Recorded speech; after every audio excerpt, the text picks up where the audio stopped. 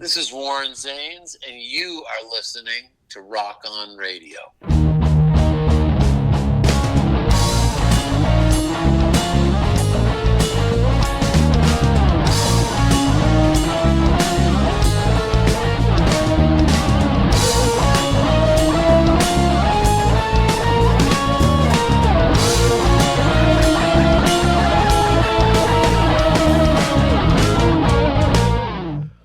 Hello, producer Claire. Hello, boss. Did we? Oh, okay. She has. We did set her up there. All right. We did, yes, we did. You. I did. Now you sound like Sam. Sam, I sent Sam a video of what was wrong with my truck. I said, "Can we fix this?" He said, "Who is this we speak of?" It was just him. Producer Claire is here. I am. Bruce is on his way out. Madison is here. We have a hello, Madison. Was that man bothering you? Should we have him removed? I'm all right for now. You sure? All right, we'll have him removed then. Be gone, man. Who is that guy anyway? Do we know him? Dude, I don't The even owner? know his name. He's always just here. It just wanders. Right, he just takes up corner space. I know. Creeping around. The poor guy's been here all day working, and you guys are like busting on him. Poor guy. He came in, the outside light was off because he's been here all day, 13 hours. He's a real hustler. Well, apparently not enough to get up and turn the lights on outside. He doesn't need to. Welcome to Rock On Radio. I am your host, Danny Coleman. As I said, producer Claire is here. Madison is here. We have a whole host. Did you order DoorDash again? No, I didn't. I no? ate before I came this time. I cannot believe that DoorDash would even be able to find this place. I know. I was getting nervous when they were pulling up. I was like, oh, I hope they don't go to the wrong house and wake everyone up. Right? Somebody else would have been eating your pizza. Yeah, and somebody else would have been real annoyed with me if I woke them from their slumber. But nope, it was all good. I ran out. I was like, over here, over here. From their slumber. Not just a nap or sleep. They were slumbering. Like the night before Christmas. Nice. I'm in the spirit. So our neck of the woods would be slumming. True. So your mom and dad didn't want to venture up here, Madison? No, well, my mom had to work anyways, and she works up in North Jersey too, so she wouldn't have made it anyways, but I was going to talk to Cece and say what's up. Her mom went to school with Cece. Oh, really? Yeah. Oh, Got man. caught smoking Cece's cigarettes in the so bathroom. upset that she had to miss tonight. See, Cece was a bad seed, and apparently so was her mom. They got caught smoking cigarettes, smoking in the girls' room. Oh, Yeah, boy. Yep. What's funny is man. my mom's such a nerd now. I could not see her even doing that. So Oh, that's they probably weren't Nerd. bad seeds. They were Nerd. just testing the water. They got it out of their system early. Yeah, That's exactly. all. Well, Rock On Radio. Claire, we have a new sponsor. Yes, we do. We do. We have. Are you ready for this? You guys ready for this? Listen, Karen, you ready for this? We're You should ready. be ready We're for this. The Sensorium Emporium. Whoa. Located at 28 Monmouth Street in Red Bank, New Jersey. Right across from the old music Monmouth store. Music. That's right. And its open mic is coming up, right?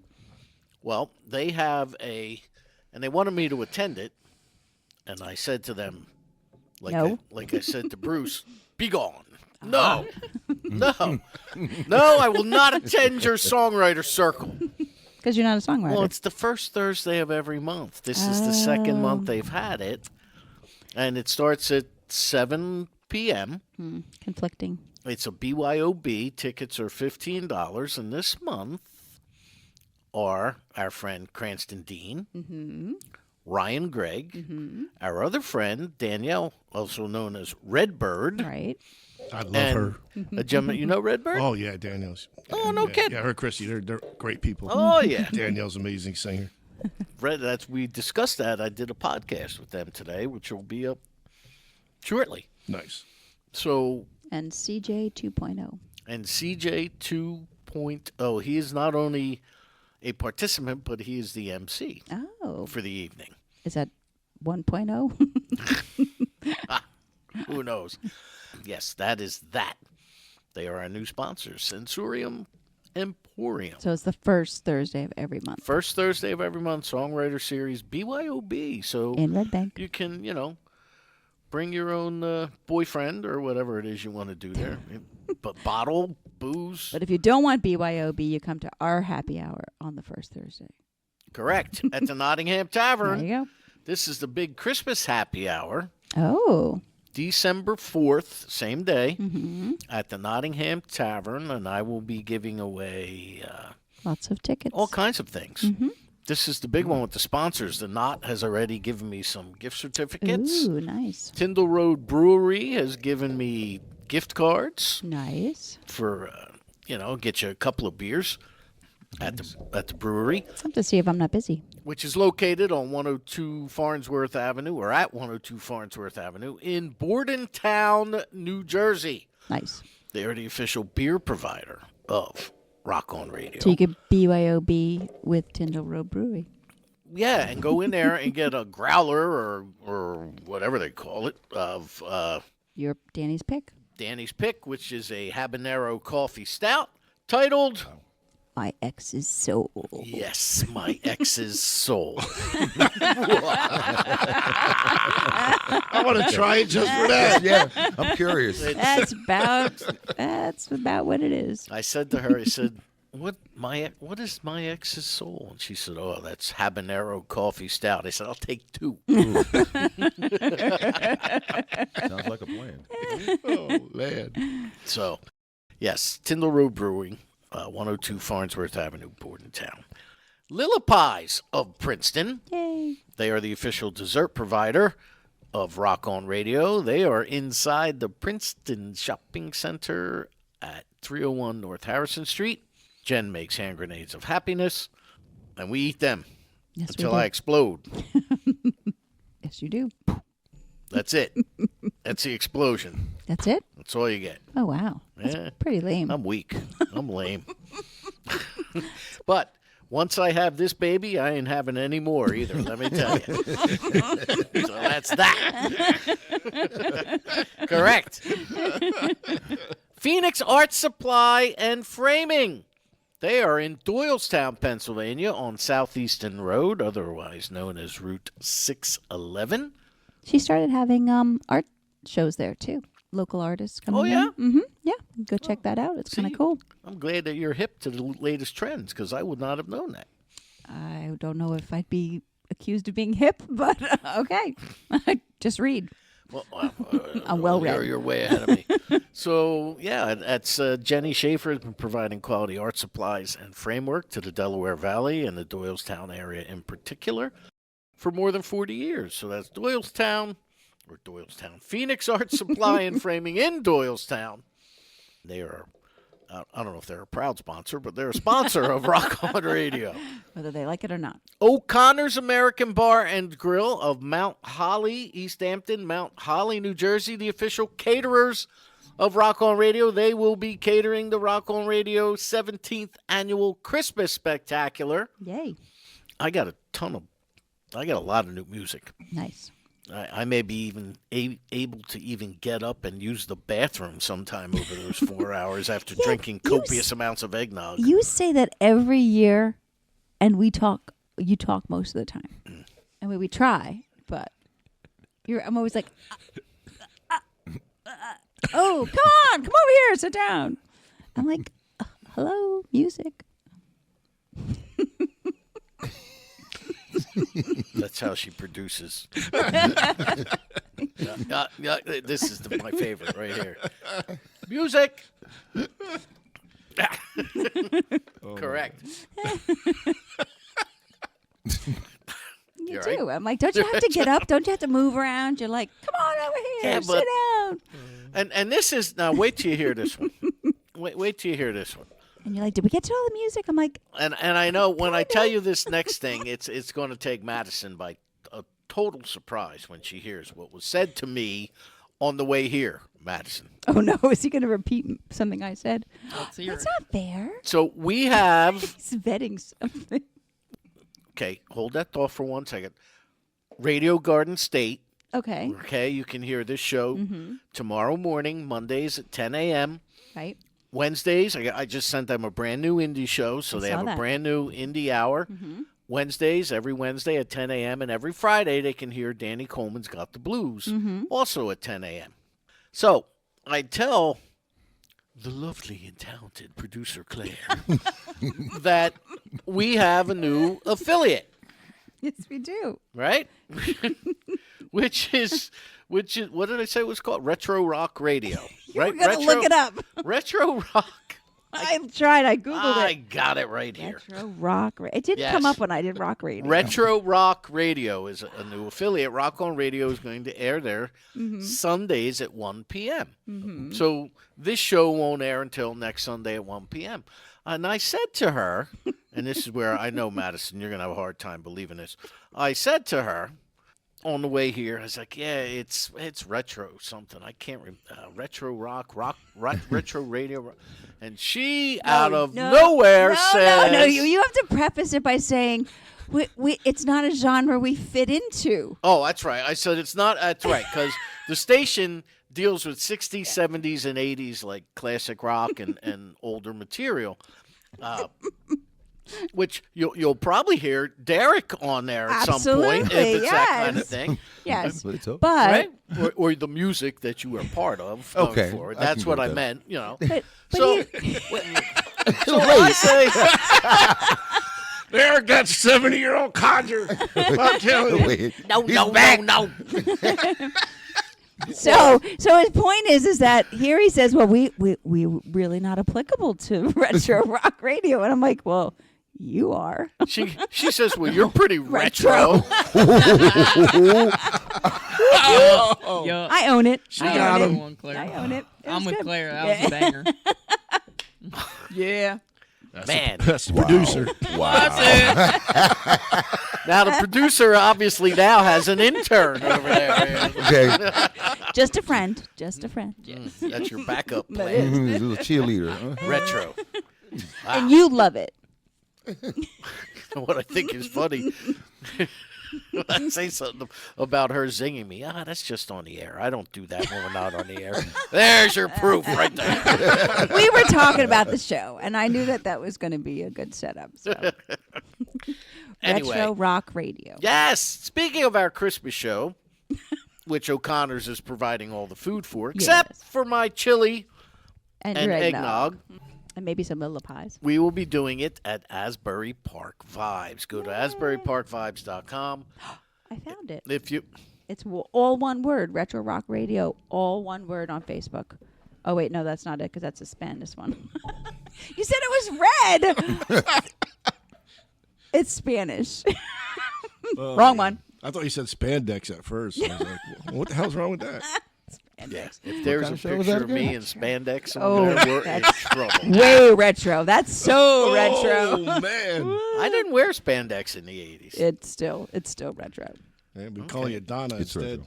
Have you ever caught it in spandex? Visual. I'd be Madonna. Madonna. That was good. See me rolling around on the floor in my little anklet Wait, socks or whatever. you're gonna have the cones on too. In a fish costume singing like a sturgeon.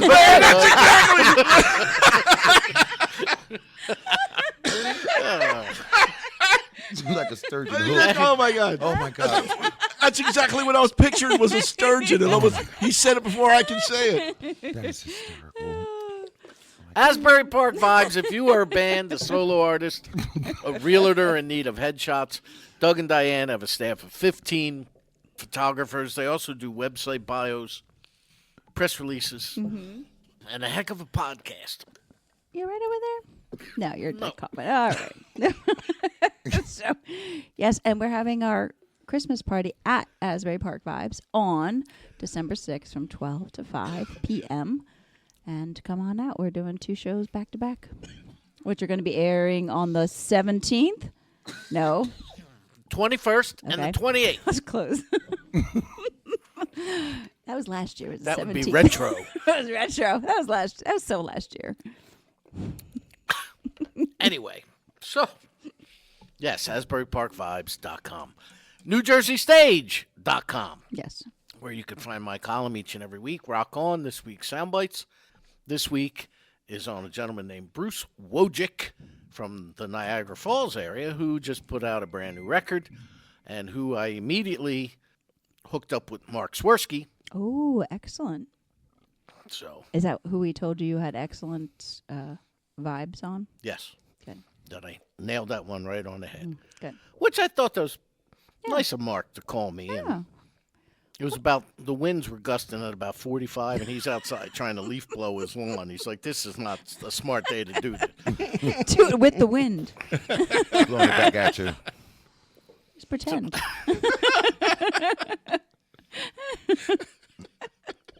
NewJerseyStage.com, the best arts and entertainment magazine in the Garden State This side and of beyond. the Delaware. That's right. All right. I think. Jersey Shore Jazz and Blues Foundation. that's right. Go to jsjbf.org and see what the foundation has their hands into. They help schools. They have various scholarships. We have the Christmas party, which we're now going to because the Zemlarian deemed it as much. Yes. I can't believe you told her I call her the Zemlarian. Why not? I love it. It's so funny. Her last name is Zemla. So he calls her the you have a nickname for everybody. I like it. She calls her husband the blind squirrel when she discusses him with us. Yeah, the blind squirrel will be there. His name is Scott, That's his blues name. You That's know his how name. to get your blues music name, it's usually your first name with a debilitating disease, and a fruit, and then your last name. Well, he had a run-in with a squirrel that couldn't see its way out of the house, so we called him the blind squirrel. Oh, no. So he's Zach Blind Squirrel Zemla. Zemla. But she sometimes just calls him blind squirrel. Yeah, So, correct. yes. It's all right. You don't have a nickname for me, though. I'm just producer Oh, Claire. I got a blues name. Oh. What's Uh-oh. yours? What's Johnny your- D. Papa Love Stick Muhammad. Here, a.k.a. Taj Mahal.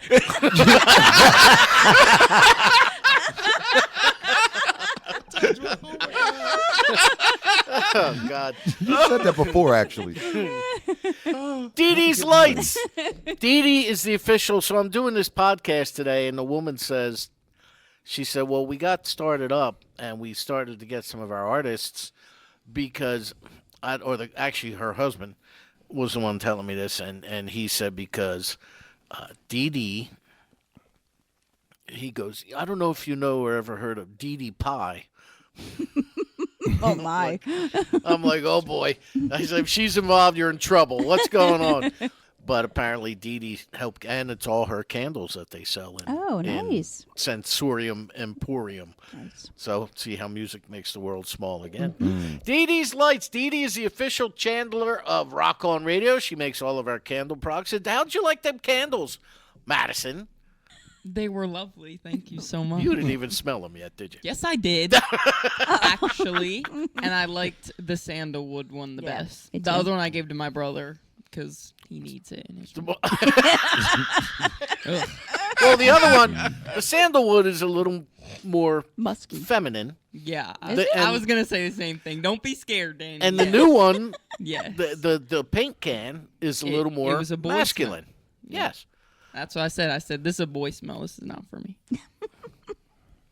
There you go. Well, that'd be because you're not. My room is a divine feminine place. I don't want any more masculine energy in there. I've got plenty. I've got enough to go around. Not if you 6 got to feet drive to tall. Brooklyn. You know, exactly. Man, oh man. You know, I was actually there last weekend. Oh. I didn't tell him I was talking crap about him on the radio, though. So don't tell him, guys. You She see was my not in boyfriend Brooklyn.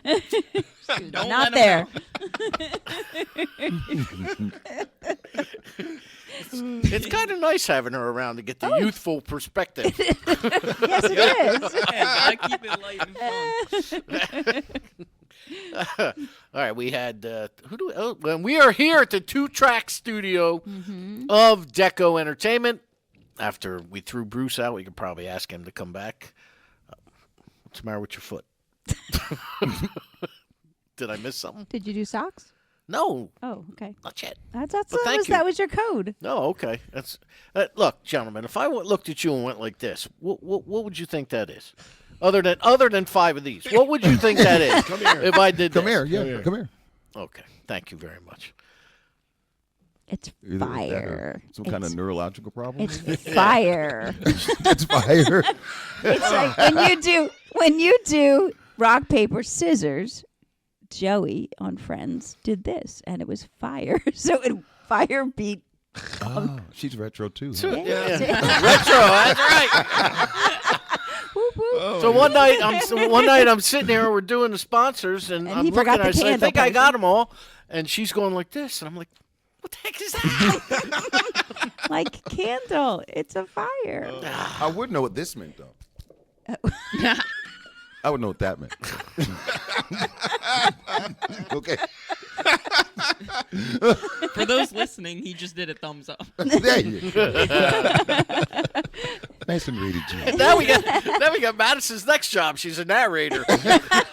What you just Gotta keep 'em experienced. informed, man. For those of you watching at home on radio. All right, so 2 tracks we got. Sinister Footwear. Go to sinisterfw.com and buy any of Tina's crazy, wild, zany socks, of which she does have socks for the holidays. There will be a couple, not holiday socks, but there will be the last 2 pair of Sinister Footwear socks I have Oh. will be in the grand prize of the Rock on Radio Happy Hour giveaways. Nice. So, sinisterfw.com, use the promo code DCR Socks, and you will get 10% off at checkout.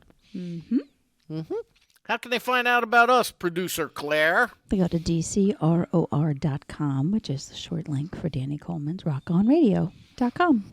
And Madison, what's Danny. our Instagram? Rock on radio. Look at that. She Pretty pays simple. attention. Come on. At Rock on Radio, all one word, all capital letters. Facebook.com/Danny Coleman's Rock on Radio 2. That would be the number 2, not because you want 2 of me, but because Facebook shut down the original account There you go. because they wanted you to make everything business accounts. And that was like 12 years ago they did that. Yeah, that was 14 BC. years ago.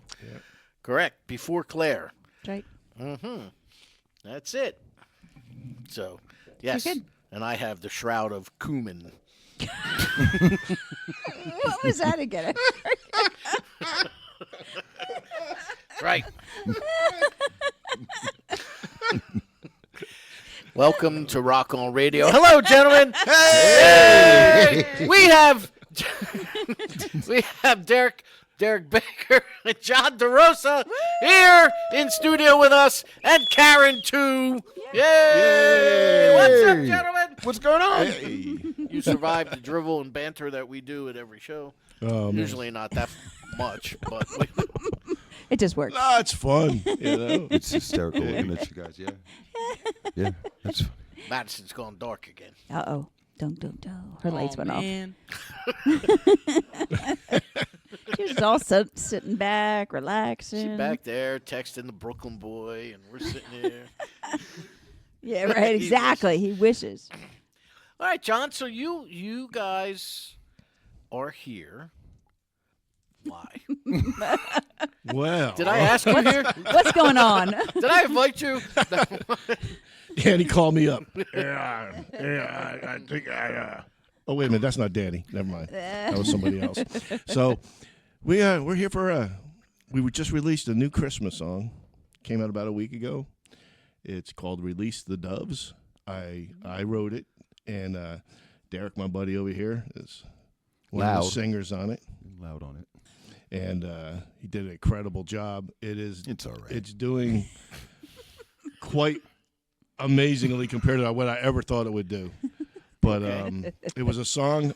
I remember I was driving to work, and I have this partner that sometimes we bounce songs off each other, and I'm good at forgetting things, and I'm really good at not being able to grab my phone and record as I'm thinking of stuff. So I called him up, and it was in the morning, and I was like, "Dude, write this down. I have this idea about Christmas." I said, I'm so sick of all the hate in the world. There has to be a way to bring back hope for everybody. And I gave him a little story and stuff. And about maybe an hour or two later, he got so excited about it. He sent me an outline. I turned it into the song that it is. And then I went to the recording studio, started doing it. And I brought in a guy, Bart Chateau, who was supposed to, he does backup singing on it. And as we were recording it and going through it, I kept on hearing a different voice. And I knew I wanted something different. And the miracle of the song was when I brought Derek into the studio. So we're there, and he had the words in front of him. Miracle. And it was one of the coolest things, still to this day, I've ever seen, because I've done a lot of studio work with a lot of people. And I was sitting there with the recording engineer, and he was like, well, let's just put the song on so Derek could hear it and, go ahead. Like I said, it was already done. So he was just kind of going over off of what we had already done. And all of a sudden, he's got the lyrics, and I hear him do his thing. And then the second run, and then all of a sudden, the third one, he hit it, and we were like, "Stop!" And he looks up, he's like, "What? Get on the microphone right now! Go in the room." And so Vanish to the sound booth. Yes, so, exactly. Yeah. So that's exactly what happened. And then he got done, and I got some of the recordings back from it, and it was just sounding amazing. And then I realized it was a song that was for everybody, and I didn't have a female vocalist on it. So that's when me and Karen were talking, and she mentioned CC, and it was right. I knew CC's voice would complement Derek's in an amazing way. And we brought her down to the studio. She did her part, and you'll hear it. It worked out really good. If you want to ask Derek, what do you think about it, buddy? Well, the entire concept, remember, we kept talking about it's We Are the World to go all over again. Yeah. So when I heard the lyrics of the song, too, it was like, wow, this is outstanding. And it was something that you could easily put yourself into because it just made a lot of sense, especially with everything that's going on now. And we hear the same things over and over again. If it's not about a Christmas tree, it's about what gift I'm giving. It's about what I'm getting. It's, just this particular song, it digs deeper. And somebody made mention to me, they're like, you can listen to that outside of Christmas. And I'm like, I guess you can. But you want to keep hearing Christmas all year, that's up to you. But, yeah, so the opportunity to do it was just an amazing one for me. And knowing the kind of talent that you are, it was kind of self-explanatory. So just go ahead and do it, Thank you. And here we are. Yeah, so that's how it happened. Nice. And then we got it, and I do got to say this. I got it back, and Karen was sitting in a chair, and I kept everything quiet from her perspective. She knew I was doing a Christmas song, but she hadn't heard anything. And I said, and I went upstairs, and I listened to it through earbuds, and I was like, oh, my God. So I went downstairs, and we put it on the TV and on the sound bar, and she's sitting there, and she's listening to a lot of my music, a lot of stuff over and over and over again. Whether you wanted to or not. Yeah. I watched her jaw drop, and she's like, oh, my God, I got goosebumps. She goes, I can't believe what you've just done. It's amazing. So that's been a lot of the feedback. People are like, wow, this is something so different, too, and it's just so new. Yeah. It's not the same old over and over again. You know what I mean? It's not. It's You're awesome. right. It's not the same old song. Bringing you in your style helped me realize. We got this little shtick me and him do together when we're out doing shows. It's called Motown meets country or country meets Motown, and son of a turkey, if that song didn't turn into country meets Motown or R&B. R&B. Yeah, it's a nice fusion. All right. Well, you've had a lot happen since you were here 6-8 months ago, whatever it was earlier. Yeah. Because you let me hear that Christmas tune back in June. Yeah. When we started practicing or rehearsing for the Steel Stacks gig on the 4th of July. Yeah. Give my listeners a little bit of background on John DeRosa and then Derek as well. Because since you were here last, you've signed on with Galaxy Entertainment. Yes. You've done a small tour of Europe. You have released this song. You've put out Fast Bars and Fast Cars and Whiskey Cars. Self-driving drunk car. Damn, I'm always drinking. I'm sober. It was the car. It wasn't me.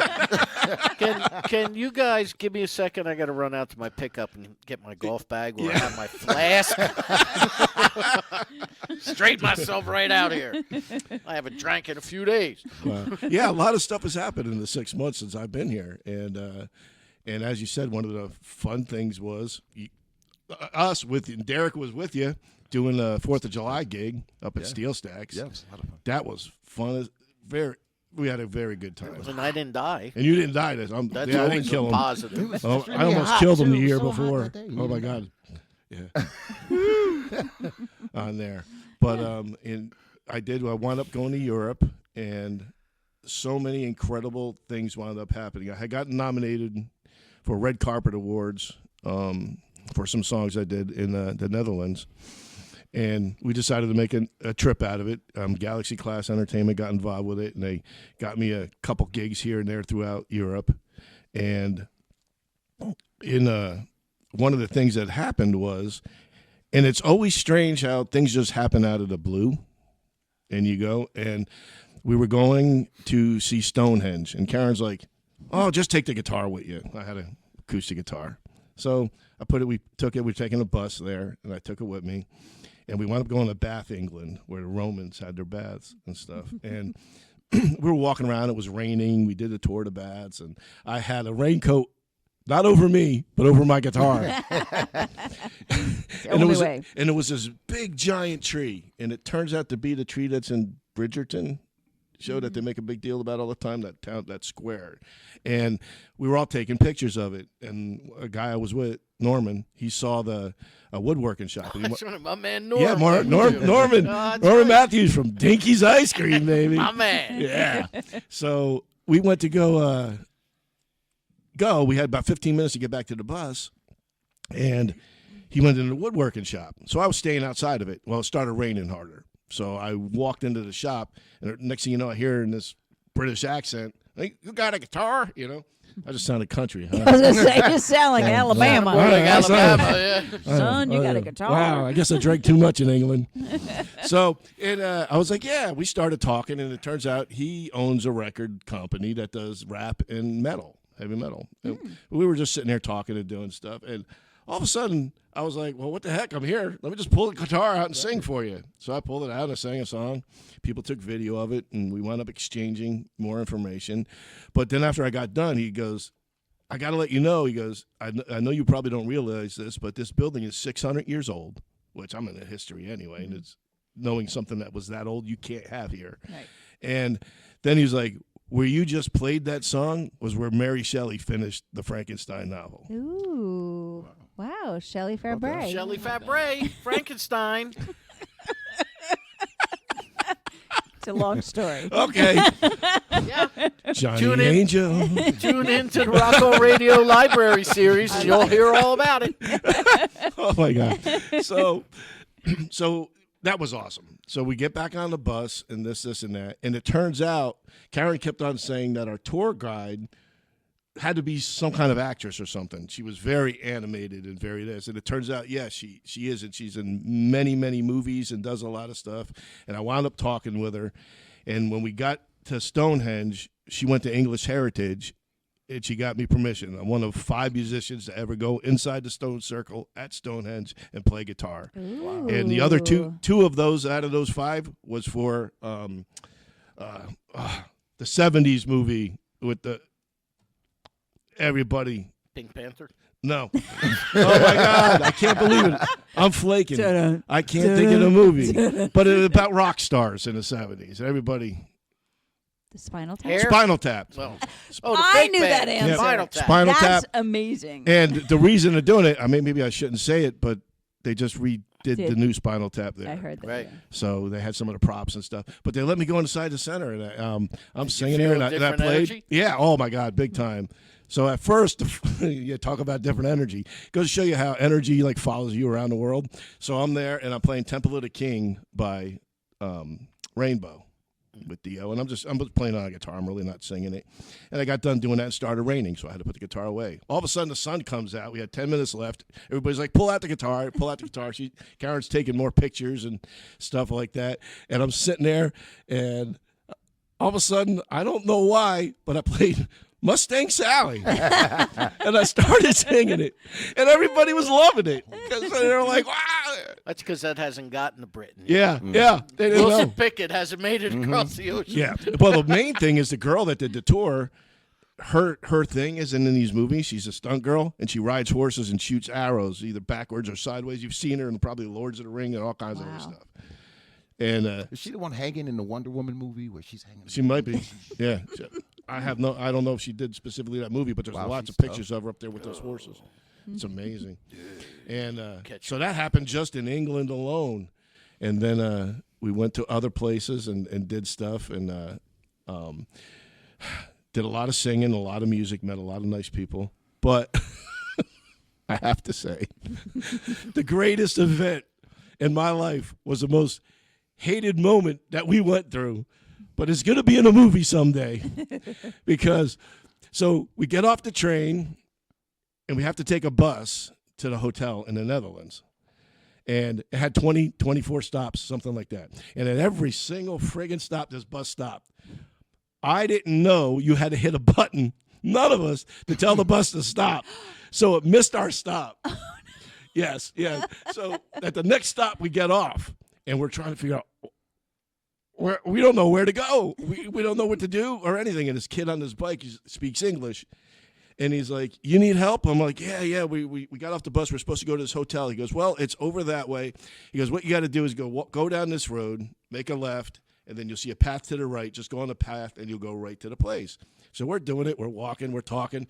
So the path and the road was about 1.5 miles to begin with. And we're already tired. So we hit the path, which was stones. Okay, so we're dragging suitcases. I had 2 suitcases. I had a guitar on my back. Karen's dragging, Norman's dragging stuff, Jill's dragging stuff. Suddenly the path ends, and we're in the middle of the woods. They sent you on a goose chase. Oh. Wow. And then up hills, down valleys, through all kinds of Jurassic Park type ferns and stuff. I thought that was only in America they do that. Right. Oh my God. Blonde-haired, blue-eyed little girls in college in the middle of Newark, New Jersey, and sent you the opposite way. So Karen's finally like, I can't go no more. I'm like, give me the suitcase. So I'm dragging both suitcases through the woods with this stuff. And we're all mad. We're all yelling at each other. We come out at the top of the hill, and we're in the back of the hotel with about 80 people standing there. They all turn and look at us. We got ferns coming out of our hair, tree limbs all over the place. All the Americans are here. Yeah. It was a total comedy movie scene. The Griswolds are back. And we were so angry about it, but now we talk about it. We call each other up on the phone like once a week, and we just start laughing hysterically over what happened. We get to the Netherlands. So I wound up going there, and we had having a great time. And, there was 500 people there that were nominated for awards and stuff. And they're going, and all of a sudden, they call my name. And I couldn't believe that I actually won an award in the Netherlands, European Music Award.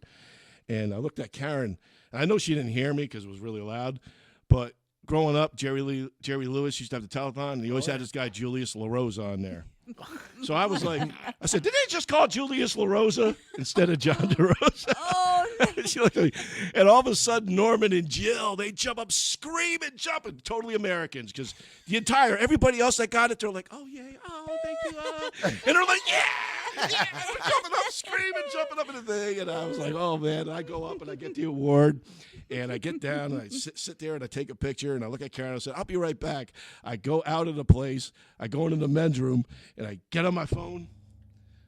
Derek, I just won the award. He's like, he's at a gig at a car show, and he answered, and he starts screaming, what? I'm literally running back and forth yelling, I won! And everybody's standing looking at me like, what's wrong with him? So I mouthed it. John won. That whole crowd just starts going, ah! It was hysterical. It's like a little pep rally. It was the funniest moment. But you know what, though? A lot of people, though, were so behind you. And that was the moment I realized it, too. everybody there just started just yelling because it spread like wildfire. Yeah, that was awesome. Down the car show. Yeah, I didn't expect that. they thought I was having a so crisis. excited I had to call him, and yeah. Wildfire is better than a rash. So that was a European tour, and now with this Christmas stuff, and then Derek, I really want him to tell his story with stuff because very, very amazing and lots of things. But he's now I'll just say it. I am part of the Drifters 2.0, a reboot of the 50s band, the Drifters. Derek will tell you a heck of a lot more about it, and it's because of Derek. He got me there. He recommended me, and I got to meet the people, and I love them. You're making me blush, man. And it's amazing. And so we got that going, and then all this stuff happening, and now this Christmas song with me, Derek, CC, and Bart is just taking off. Well, yeah, Derek is a member of the current incarnation of the Drifters, correct? Mm-hmm. Right. And now Drifters 2.0. Right. And you sure it's not 2.0 no? Because now there's a white guy in the Drifters. That's I'm a little concerned. About that. It caused a lot of pause. It's like, who is this? I'm driftwood. He's drifting. He's drifted. Well, see, the good thing about it is that the last living, actual, original Drifter, recording Drifter is Terry King, who now considers me his son. So I'm like, oh, wow. But he's the one that made the final decision on it, actually. He's, I talked to him about Jonas. I'm like, you're going to love him. The guy's a great guy, musician, blah, blah, blah. So he said, okay. So now he's the kind of man that likes to have been following you without you knowing it. He's very thorough with everything. Everything he says, he has pie charts and graphs and stuff. We're at a table. When John first met him, we met at my house, and Karen was there too, actually. So we're sitting at the table and just listening to the things that he has to say, and it's been 12 hours. 12 hours listening to somebody talking to you, but everything he had to say was amazing. Oh, I no doubt. Information, things that you would never think you'd learn. Yeah. He was in the room when certain things happened. When it's crazy. And now what we're doing, and with our buddy here, he's rebooting. He wants it taken to the next generation, and so on and so forth. Ooh. So the Drifters 2.0. Nice. That's great now because Charlie Thomas, he just died like 5 or 6 years ago, right? Yes. And somebody, I can't remember who it was, I would have to look it up, but I interviewed somebody who finished a record that Charlie was working on. It was just a single. Right. But this guy was singing on it with Charlie. It wasn't a Drifters thing. It was a solo thing. Okay. And then Charlie passed away during the middle of it, so this gentleman finished it off. Oh, man. Do you know what song it is by any chance? Or? I forget. It was like 5 or 6 years ago. Maybe Terry would know. Maybe Pop would know. Yeah. Most likely. He might know. Yeah. But I myself had seen the Drifters back in 50? 80. Oh, you can laugh. Go ahead, Madison. You can laugh. It's probably she didn't say 1850. Oh, you had already said 19. I got you. So 19, I want to say maybe 80 or 81 in Atlantic City. That would have been Terry King. And then would have been. And then in 88, 87 or 88, I saw them up in the Poconos at that's the year they were inducted, actually, the Drifters. Okay. To the Rock and Roll Hall of Fame. Yeah. And then probably the early 90s, I saw them in Atlantic City for a third time. And I haven't seen them since, so it's been, other than seeing you. This man sits here and goes to sing a note, and it's like he's reaching. I'm like, are you serious right now? How you bent over in the chair just going, ah! I'm like, meanwhile, I'm all over the place on the floor, sweat's running off of me, and he's sitting in the chair. And, I'm like, oh, God. I want to be like him when I grow up. Well, how did you get involved with the Drifters? You know what? Believe it or not, a friend of mine, I was in the tribute first. So, and it was good. I never said that I was a real one yet. I am now, but I was always in the tribute. And people used to go, "You're too young." Yeah, I know. Have to be a lot older to be original. But a friend of mine that I actually worked with another Motown company, he had been performing with them for years. So this one day, he takes me to audition for another show. And I'm like, okay. I just walked in and sang My Girl. The next thing I knew, I'm in the show, and then the producers come in, and they're like, you know you're going to be a drifter soon, right? And I'm like, no, I didn't know that. But they're like, oh, yeah, we're going to need you to sing with the drifters. So I said, okay. Let me think about it. Yeah, I'll get back to you in a week or so. So the next thing, the rest, as they say, is history. Now, the scary part about it is that's what's led me to meet Terry King, because I arranged with a friend of mine, we arranged J.T. Carter's memorial service from the Crests. Okay. So I emceed it for her and did the whole nine, was singing a few songs and stuff, and then in walks Terry King from the Drifters, and the whole room was like, I'm like, there's a drifter in the room. It was the craziest thing. So I go to sing, I think I did Unchained Melody for JT, and he was sitting there with his writer. The next thing I know, he's sitting there, and I had said something small like, you know, by the time I became a drifter, the magic moment had already passed of this nature and stuff like that. And he gave this look like, wait a minute, where'd you come from? So I start singing it. And the second I start singing, he leans back, and his publicist looks at him like one of those things, like points at me. She pulls out a pen and just starts writing. And he's leaning over toward all this stuff. I'm standing there singing like, what's about to happen? So the man, when I'm done, he gets up and takes the microphone and goes, I have been looking my entire career for the man, because he doesn't have any sons, for the man that would be my son. And I just found him. Aww. And ever since then, we are on the phone every day. He's planning his biopic. Oh, guess who's going to be playing him? That's awesome. It's rattling. It's very rattling because it's, you know, vocally and everything else. And I do have acting experience for years, but it's still just the idea of playing an icon. Yeah, yeah. And like you said, the stories that this guy has is just amazing. Absolutely. Just historical moments. Oh, and here's a real funny thing too. My dad was an entertainer as well. He had a group called the Southern Harmoniers, and they were gospel, pretty prevalent back then. He even had his own printing company, actually, called Gothic Records. So this one day when we met him actually at the courtyard, we're talking about things in different groups, and I mentioned it, and he goes, oh, I know them. And I went, you knew the Southern Harmoniers, right? And he goes, yeah. And I said, Tommy Neal Baker Sr. And he goes, I knew him too. And I went, that was my dad. And he goes, that explains some things. It was kind of like, you knew my parents too. Wow. It's the craziest thing. This guy knows everyone that had a name in the industry. I mean, everyone you can possibly think of, including Elvis. The stories is just amazing. Amazing.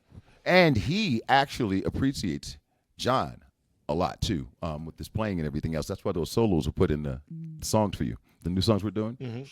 But yeah, that's what they were put in there. Don't tell anybody. Right. Don't say anything. Well, no, it's neat to get the respect from somebody like that. You know, when he says, especially, you know, with me, an outsider, I come in and he was like, soon as he saw some stuff, that was the end of that. He was like, that takes me back to what I said earlier too. He had been following us. He had been looking at things long before he met us, and I had no idea of it. I'm like, well, why would he have done that? I wondered. Well, now we know why. Yeah. Well, why don't we do some music, man? Sure. We can, as long as we're talking. Did you want to do something live or? Sure, I could do something live. Did you want to play Release the Doves since we talked about it earlier? Well, we can make them wait for that. Okay. I like that. I don't want to wait. It's not even an hour in. Maybe in the second hour. We're going to tease them with Release the Doves. Plus, it's closer to Christmas that way. No. But, you're talking about the Drifters. I don't know if you and Derek want to do something or if you want Claire to go to one of your other ones. No, let's do a... I love the way Derek does Stand By Me. Well, there you go. That's one of my favorites. Thank you for You're that. just tuning in. This is Rock On Radio. I have John DeRosa and Derek Baker here in studio. And go ahead. All right.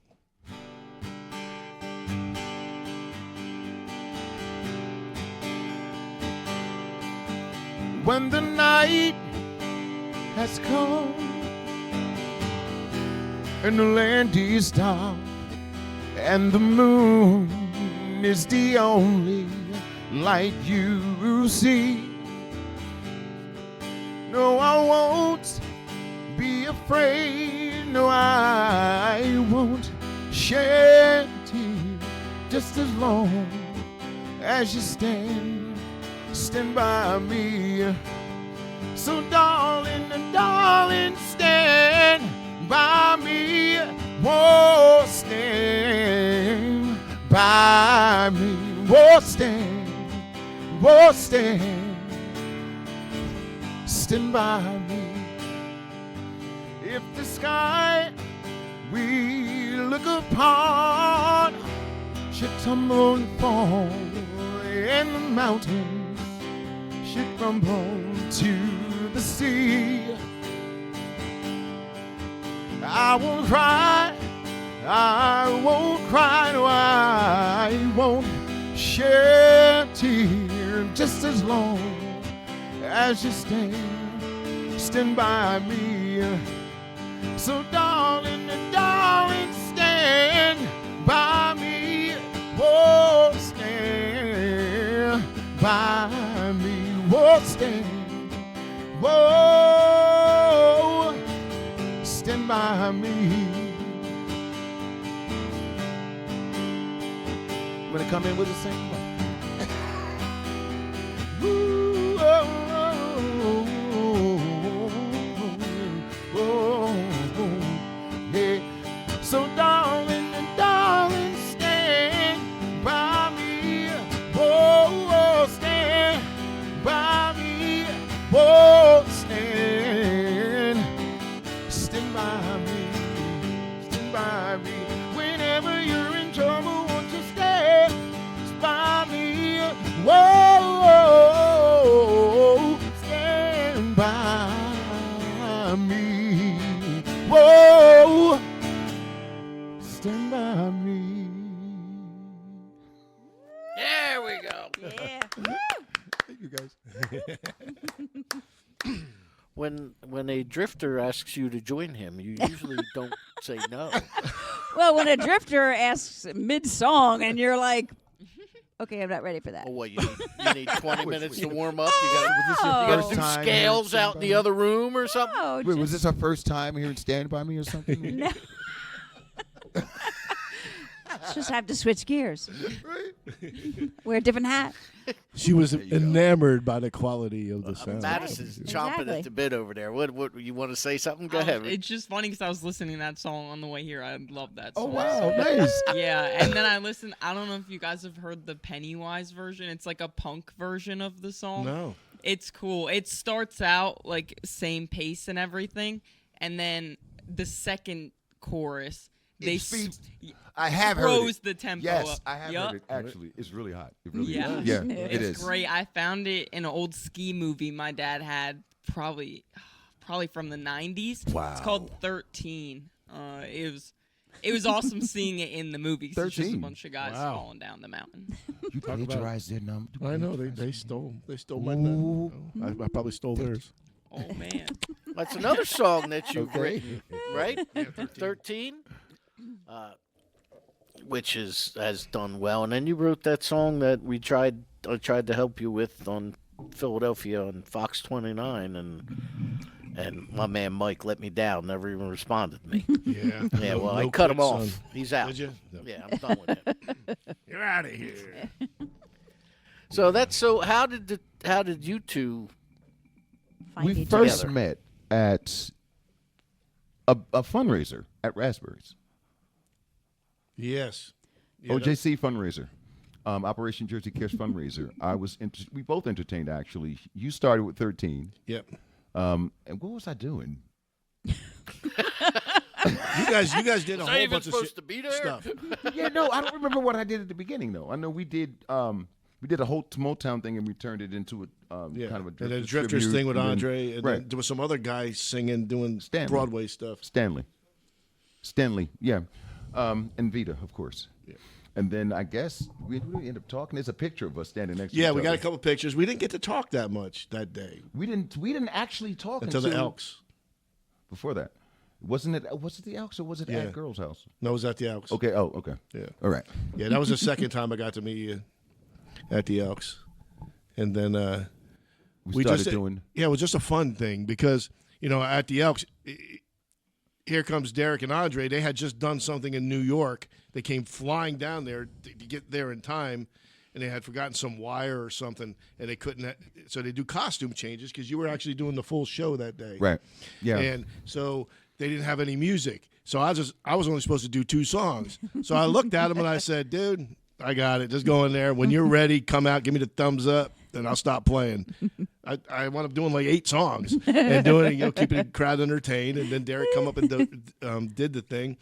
And then I remember standing back there listening to you too, and I remember going, this guy's really good.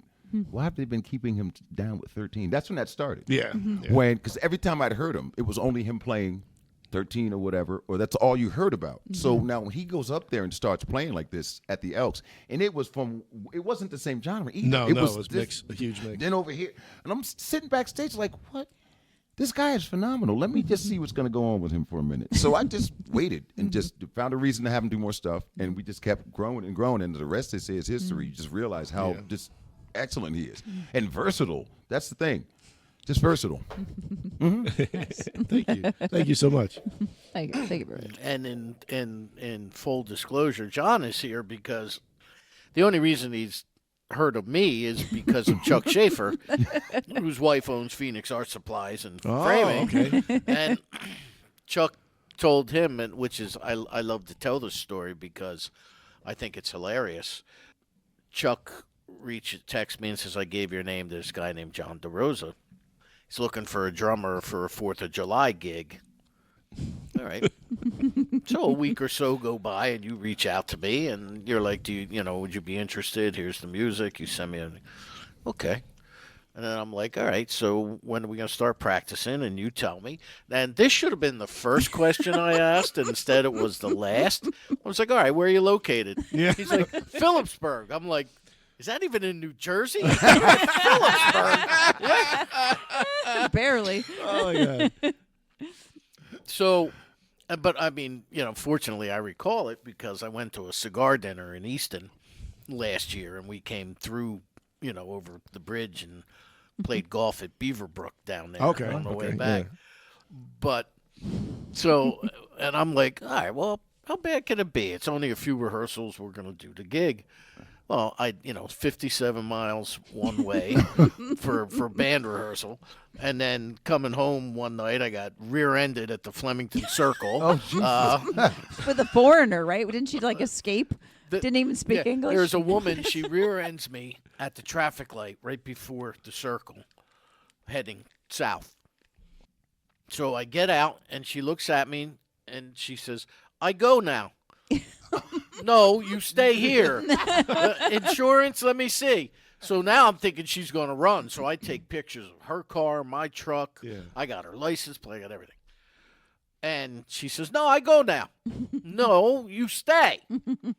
So I go back to my truck, and now I'm in the middle lane because you got the lane for the left turn. You got the one that goes straight, the one next to it that goes straight or right. All these people are beeping at me. I got my 4-ways on. So I said, I'm going to get my insurance card registration. Wait here. Now, she spoke Spanish. So I speak a little Spanglish. So I communicate with her. And like, uno momento, right here. I go get my credentials out of my glove box. There she goes, right past me. Now you're going to make me call the cops. So now I call the cops. So then I went through the circle and sat down at that Chipotle or whatever. Sat in the parking lot, waited for the Flemington cops to show up. He sees my conga drums and everything in the back seat, and he's like, you a musician? Yeah. He goes, well, what? He says, Trenton, what are you doing so far from home? I said, did you have a gig up? I said, no, I had a band rehearsal up in Phillipsburg. Oh, well, my uncle plays the drums. It turns out I knew his uncle. So the cop's like, don't worry about it. We'll take care of this. Oh, my God. I said, well, can I leave? He's like, yeah, you can leave. So they went right to her house. They found her sitting there. The address that from the license plate they looked up. It wasn't her house. It was somebody else's, But I don't know what happened. what happened to her after that, but Wow. You get arrested for that. You see her in an accident like that? Yeah. Hopefully she's like, Thank God Yeah, you you didn't get can't. hurt. iron bars. I You go. cannot I hit go him. now. Oh, yeah, you can't go now. you can't hit and run the elderly and get away with it. Right. You could try. Yeah, well, she tried. I do it all the time. But yeah, so that's how John and I got together, and then we did the gig at the Steel Stacks, and I We almost died. I did almost die. I'm sorry, buddy. No, well, they put, you saw where we played, Yeah, Derek. on You that were there this year. corner, Well, the yes. same thing the year before. No cover. And the drummer does not sit under cover. And that day it was like 90. It was like 98 degrees, right? Yeah, it was crazy. With a heat index of like 109. And Something you were was- drumming. I drank 2 of these before we went on. I drank 1 of those. Then they had like a 23-ounce, one of them big. I drank 1 of those, and I was working on the second one of them when the set was over. So it's not like I didn't drink water. And I've never had heat stroke, but I don't know what I had, but Yeah. You had Yeah, your that son, di- and I had the sequin jacket on with the. this year, Oh. That was yeah. this and year. you- Ooh, it was hot.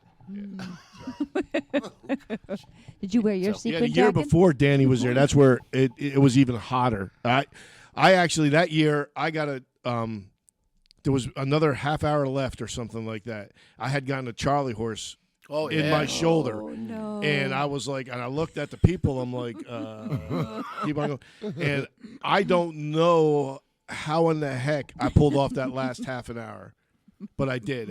I did it. We were like a mash unit by the time. Oh my god! oh my god! Triage. Okay. Yeah, the heat, and like you said, we were drinking. I had so much water. I think I drank 2 Gatorades there, and it was that hot. And then I turned to Danny, and I thought I killed him because he was laying there. I'm like, oh no, oh no. I felt good while we were performing, and I got up and I started tearing my drums down, and my whole body just like cramped up. I was like, I got to sit down for a minute. And then I had like a muscle spasm in my rib cage, and I'm like, all right, now I got to lay down for a minute. It turns around and you're like Oh out. my god. I'm like, I hope they don't just roll me back in the ocean. You know? I was like, what the heck is going on here? But they let me out. Oh man. And then I call him up. I'm like, How are you? they asked me again this year. He's like, I'm in. I'm like, you crazy? Only if you got a cover. And then Samantha Fish was there, Oh my god. Yeah. and I missed her. I gave up Samantha Fish to get in the air conditioning for a margarita. I know. Well, Priorities. let's do some more music. You want to do the Christmas one now? Sure. I mean, Let's hear it. we made them wait a little longer. We're an Yeah. hour closer to Christmas. So you released the Doves on what day?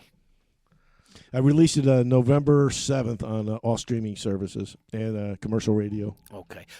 Before we've been sitting there talking and laughing and joking and all that kind of stuff.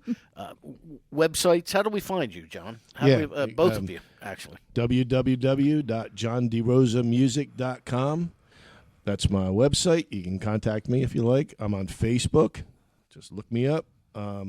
Also, as I said, I could probably have all my music's up on streaming services, so Spotify, iTunes, Amazon, Deezer, Tidal, and probably about 50 other ones. So just you can find me there. And you could also find me and Derek. We're constantly out there playing live. If I'm by myself, he's by himself. If we're together. So, Or if we start by ourselves, the other's going to come walking in. Yeah, after, exactly. In most cases. that's pretty funny.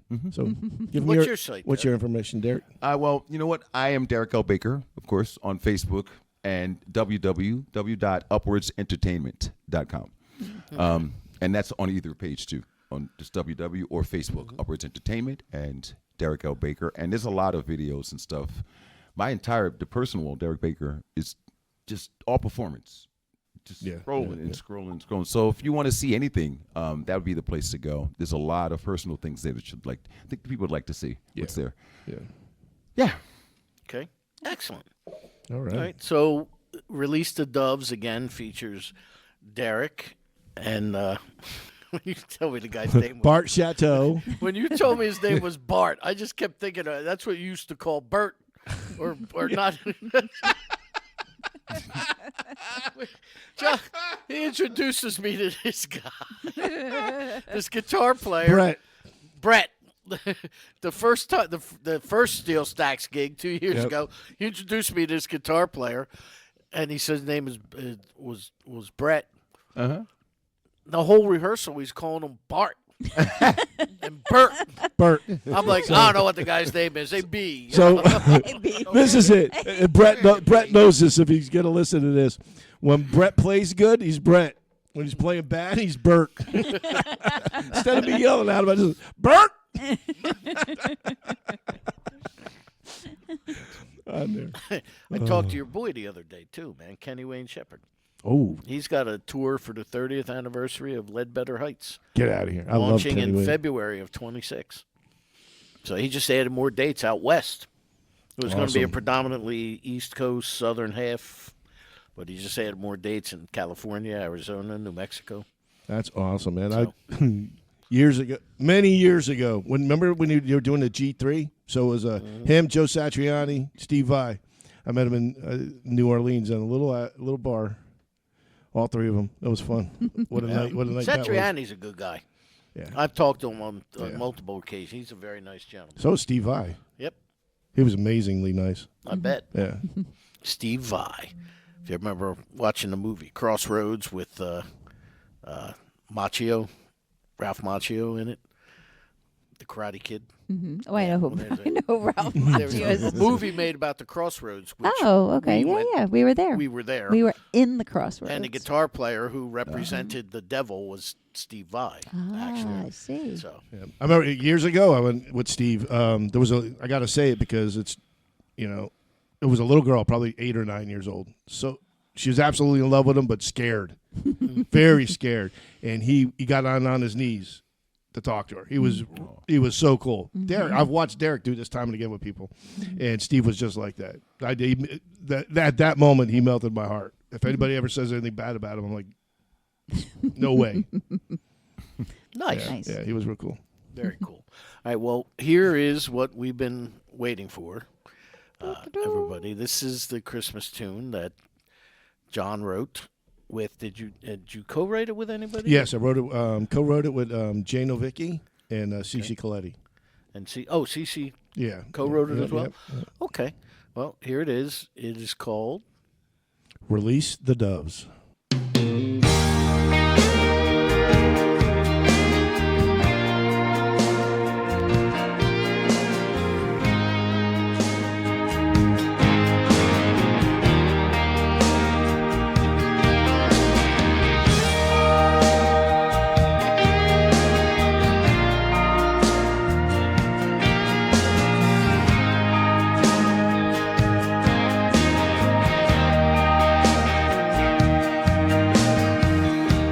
The moon up above, the stars in the sky. I was aimed for all, so I ask why. Why don't we realize we breathe the same air, walk the same ground, but don't seem to care? We all share feelings, our dreams and fears. When we're sad, we cry the same tears. My wish for Christmas is we learn to love, regain our hope, release the doves. My wish for Christmas is we learn to love, regain our hope, release the doves. We're all the same on every shore, out in the world, behind closed doors. Yeah, yeah.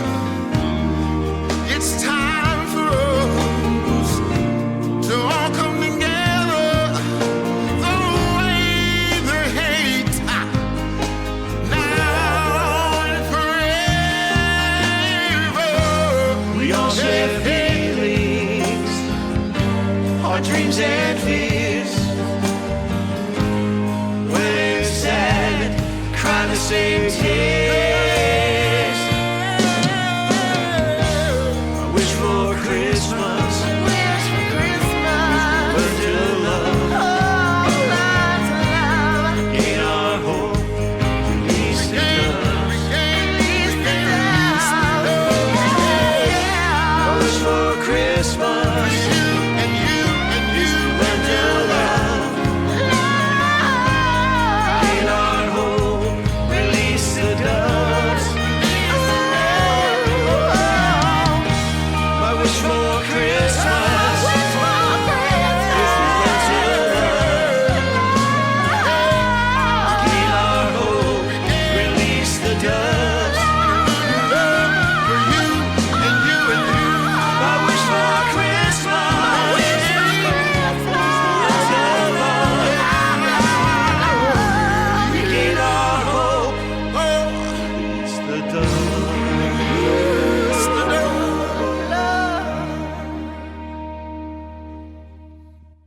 Release the Doves, John DeRosa, here on Rock On Radio. World premiere!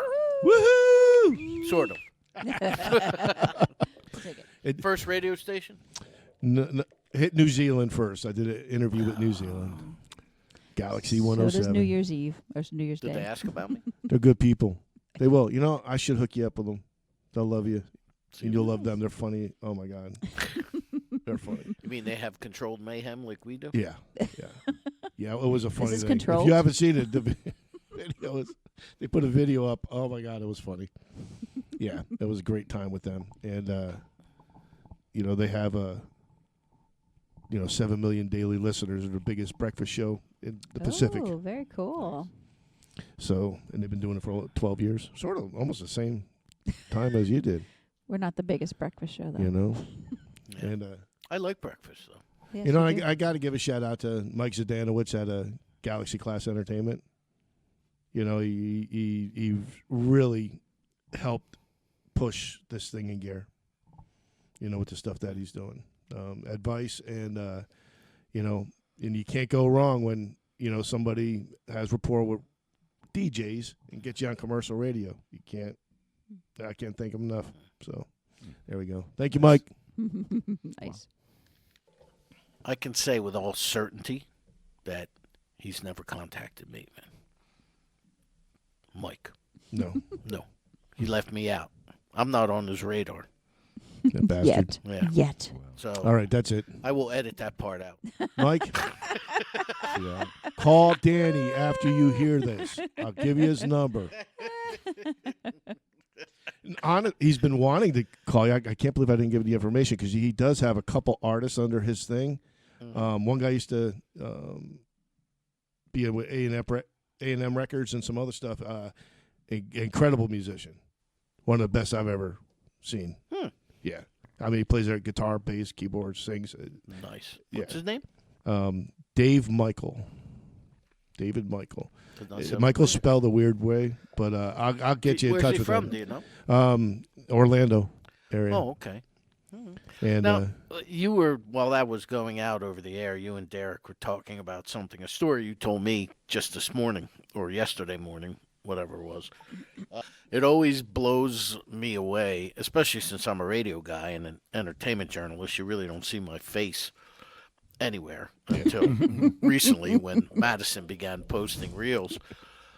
But it always blows me away when I was out just a couple of weeks ago and a guy approached me and he knew my name, knew what I did, knew he reads my column every week. He goes, that's how I plan my weekends, and it's how I know how to go see live music. Where it's at, what it's been. That's cool. And, like, I'm always leery when somebody approaches me. yeah. Says, are you Danny Coleman? I'm thinking, do I owe this guy money? Why is this a mob hit? What is it? And, but that's cool. But now you just had a story somewhat Yeah. similar to that. Yeah, me and Derek, we had a gig the Involving other night. And, fast cars and whiskey bars. yeah, You know, I involving- wanted to say the other way, you know. exactly. He did it right. Yay! Now he's doing Oh, twice now, more. now I got to buy him a Hot Wheel.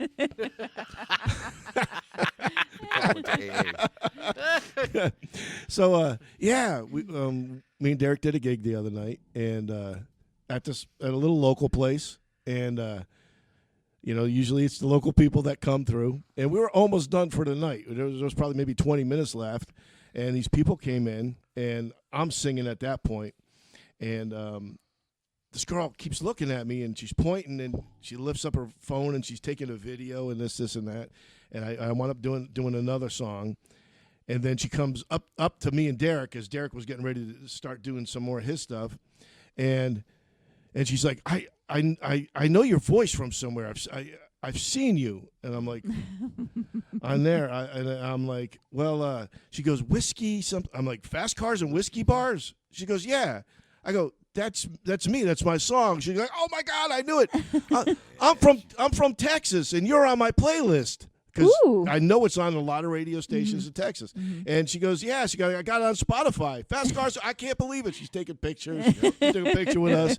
And they're going to New York, and they just happened to be driving by and hit closest restaurant, and they stopped at the place to eat. Get out. That was like, wild. yeah, Derek was there. So this ain't this is no exaggeration. No job. Not at all. Yeah.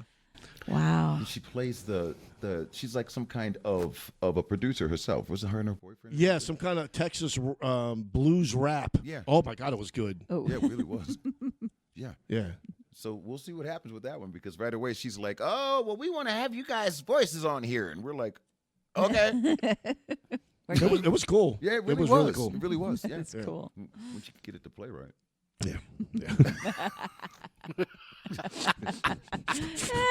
But it's always appreciated when a fan does that. It reinforces everything that you do, because That was yeah. really for her to walk in and say that to Yeah. you. Wow. Yeah. It is, and every time you're thinking, because Claire will tell you, she's Maybe. talked me off multiple ledges Oh, I over the years where it's like, you know what, I'm done.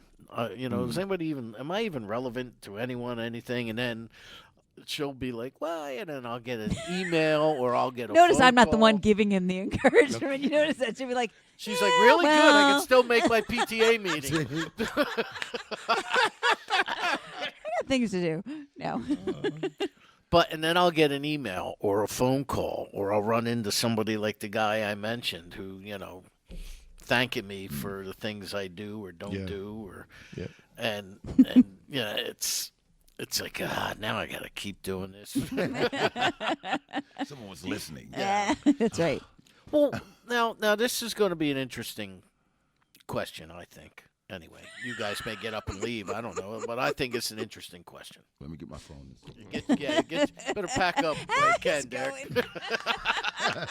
He's out the door. He's gone. Get out the trebuchet, Karen. Oh my God. So now I totally forget what the question was.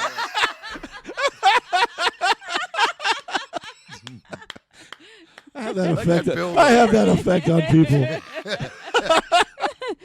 You might find this an interesting question. Yeah, but now I forget what I was going to say. Me and Derek might Well, run out the place. A whiskey. You were talking about the whiskey because she came and saw them. No. No, but it was A very very good actually of question. a deeper nature instead of my usual superficial drivel. I could tell you were going there. As an artist, this isn't the question, but maybe it'll come back to me.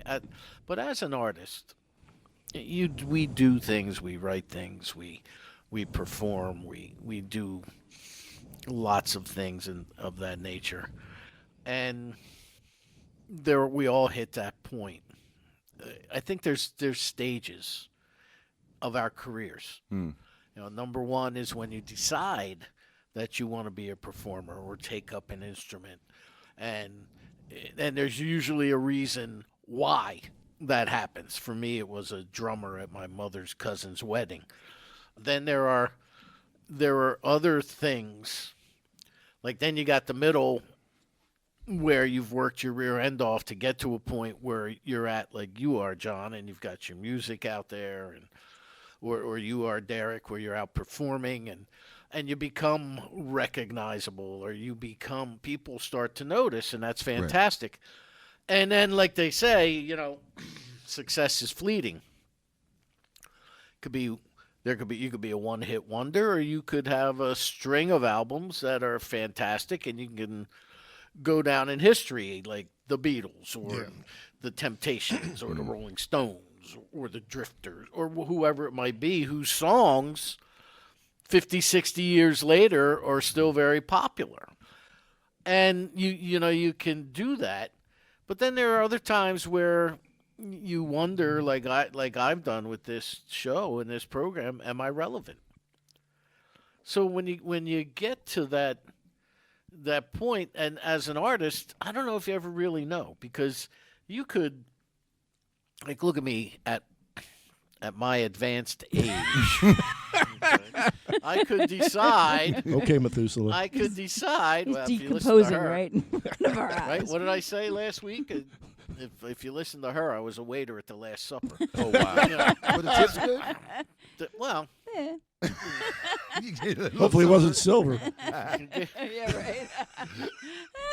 he gave me, a little bit of bread and wine. This is last year. It was the last year. Okay. So you wonder as you get to a point, because as a musician, as a vocalist musician, you turn around, and even if you decided, you know what, I'm just going to walk away. I had my fun. I had my heyday. Wrong again. Yeah, because you could walk away for. I've had people come on this program who said that they had walked away for 20 years. They were now 72 years old, and saw their guitar in a closet and thought, let me just see. And the next thing you know, they're going back in the studio. So once that bug comes, you can't. Well, that's it. I always equate it to the old Looney Tunes where the guy got bit by the gambling bug. Remember? Oh, yeah. Bet. You give it all up, and you all of a sudden you go to see a band, and you're thinking, oh man, I could do that. It's so strange that you brought that up. That's exactly what happened to me. I was I grew up here in this area, but at that point, I didn't play any instruments. I didn't do anything. So everybody who I grew up with knew I didn't know anything. And I wound up moving to different places. In my early 20s, I wound up learning how to play guitar and joining bands. And eventually, I progressed really quickly and met many people. And I was playing with this kid who eventually would become very famous and have gold and platinum records. But I remember doing a big concert with him. And it was one of those things where I was older, but still young enough and not powerful enough to let things happen. And I knew it was falling apart because other people were tugging at him, trying to pull him away. And we were doing this gigantic concert with a huge stage and a whole bunch of people. And I remember halfway through it, I was playing my guitar, and I remember looking at the crowd, and I said to myself, John, look at the faces, because this isn't going to happen again. And I burned the first 3 rows into my mind. I could still see their faces on that one. And sure enough, it stopped. Within weeks or and stuff. There's a big story behind it, but it all went away. And I had kids I had to bring up. I had to feed them. I had to do stuff like that. And so I just worked and took care of them as best I could. Failed miserably at times and was great at times, But you learn and you do stuff. And then when my son, between 12 and 14 years old, that Rock Band thing came out. Do you remember that? And I bought it for him for Christmas. And he had all his little buddies over, and they're playing. Guitar Hero kind of thing? Yeah, Guitar Hero. Yeah. And it was Don't Fear the Reaper. And it had 4 buttons. And I played that thing for 8 hours. And I finally, oh, yeah, I got it. And you're just hitting a button. And it was like 72%. And I got mad. I looked, I'm like, I could learn that song for real in 15 minutes. Well, I forgot when I quit, I completely stopped. My kids had no idea I knew how to play guitar. My last guitar and my last amp, my last 2 guitars and my last amp was in a closet. So I went out there and I got it, pulled it out in front of his friends, and sure enough, within 15 minutes, those 14-year-olds were mesmerized because I learned Don't Fear the Reaper. I got so excited. I learned every single song on Rock Band that night. and I haven't stopped since. That was it. It just re-exploded, reignited, and it did stuff. And then I was satisfied with just doing classic rock bands, playing guitar, playing blues, doing my stuff. And then 13 came along. I decided to write my own songs, and that has just blossomed into stuff. And then you live and you learn, and you're doing that.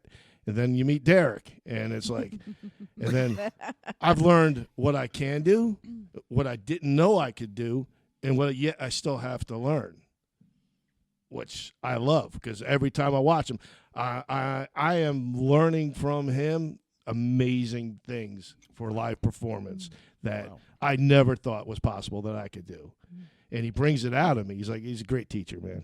Great teacher. I appreciate that. Thank you. You're welcome. Derek, My teachers wouldn't say that, though. do you have him doing choreography? Actually, yeah, I do. Ooh, Yeah. wow. Ooh, I want to see that. And he's picking up on it. It looks really good. Karen. Whoa, wait. Showing. Karen doing a backstroke. Right? Oh, yeah. Yeah. He's good, too. Seriously. He's all blushing and stuff. But it's true. I am. I'm learning it, which is neat. Well, one of those tunes we just talked about was "Fast Cars and Whiskey Bars," Yeah. which I believe producer Claire has already set to go. Right? Here's John. If you're just tuning in, this is Rock on Radio, and I am Danny Coleman. Producer Claire is here. Madison is here. We have Derek Baker and John DeRosa. We have Karen, too, back there on the couch, our backstroke coordinator. She's the choreographer this evening for the program, so we have her there. And here is a tune off of it's not really on an album, right? You don't have a... Right now, I have not put out an album. Right, you just a series I've of been doing a singles. series of singles. Yeah. Fast Cars and Whiskey Bars.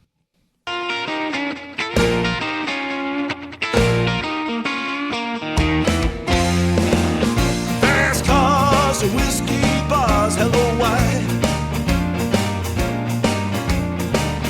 Fast cars and whiskey bars, lightning strikes. Fast cars and whiskey bars, that's my life.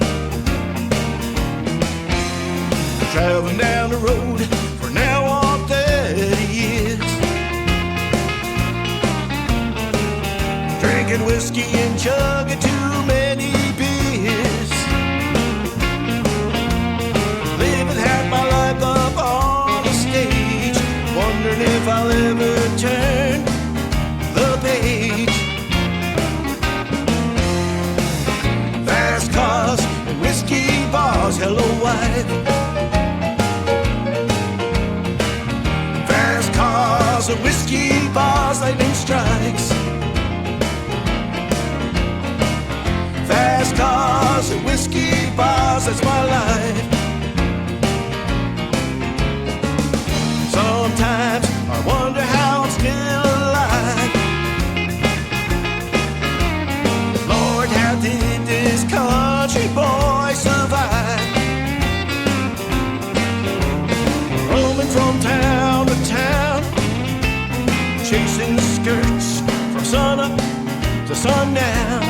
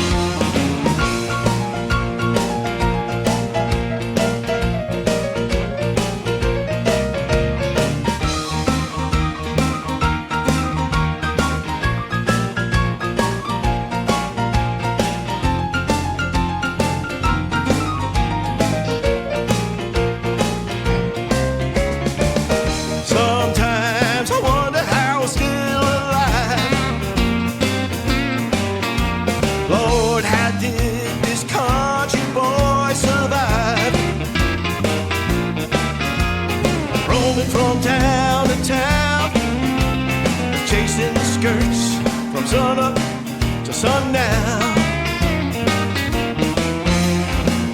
Fast cars, whiskey bars, that's my life. Fast cars and whiskey bars full of strife. Fast cars and whiskey bars driven by wife. Well, fast cars and whiskey bars driven by wife. Fast cars and whiskey bars get by wife.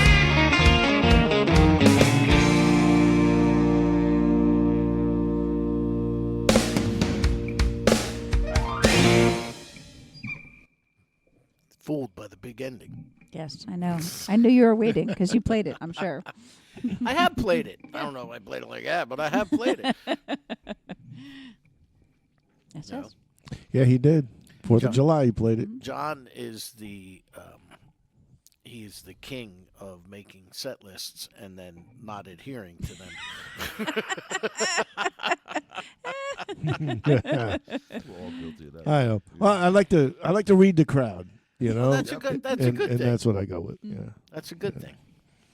Well, and it's funny because, like, if you do the Steel Stacks again this year, I won't rehearse with you until like beginning of June. The gig will be like 3 weeks later, Uh-huh. and then I won't see you again until. No, well, the good thing that's not going to happen. Because we're going to be getting together much quicker than that. I hope so. Oh yeah, yeah. No, I got a big plan for next year. So it's funny that you say that about the set list, Mr. I never do any planning for any of my shows. Well, I don't do any research. Well, or it's planning. good, Yeah, which is she's good. tough, Derek. She's tough. She's tough. I don't do any research or planning for my shows, and you know this. But you But- book the guests, which is But good. I'm not performing in front of people where I'm expecting to go from a certain song from Fast Cars and Whiskey Bars into As the drummer. Under the Boardwalk, and next thing I know, Feel Like Making Love is coming out of the guitar player's fingers. So it's like, okay. Oh, Bad Company. All right, that's not on the list. I'm done.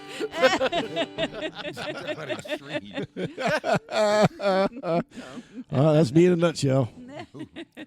And that's fine, because as long as you turn around and tell me, I can adapt. I'm like that. That's what they call me. He's good enough. I'm like, I'll hear it. He'll hear it. He'll In- hear it. He in probably pre- will too. In previous bands, I won Danny Coleman. I was Danny Chameleon. I can adapt and overcome like a Marine. You were going to say something? No, I Producer was, Claire? no, I let it go. I let it go. Boy, you're getting mellow in your I am my old age. as you age. I learned from you. Well, yes, I am the great sage. Father time. We'll go with Oh, that. man. Yeah, The I am Father Father Time. And I'm Baby New You Year. know, this Baby New Year. wow.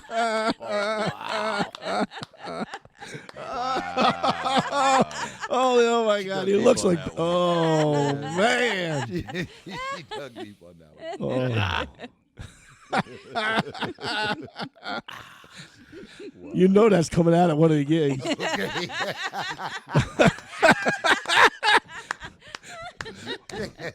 Why do you have a binky?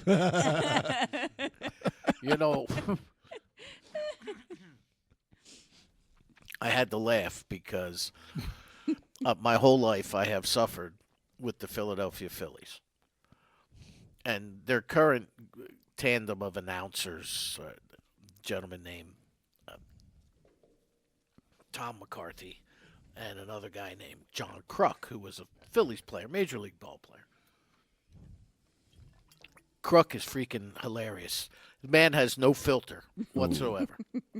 And he tells stories on air and in between pitches or innings. Like he told one about Trenton when he got sent to the minors for a rehab assignment, and they were playing the Trenton Thunder, and the Reading Phillies were playing the Trenton Thunder, and how he almost got arrested. The state troopers had to escort him away from the umpire's car and to, to the bus.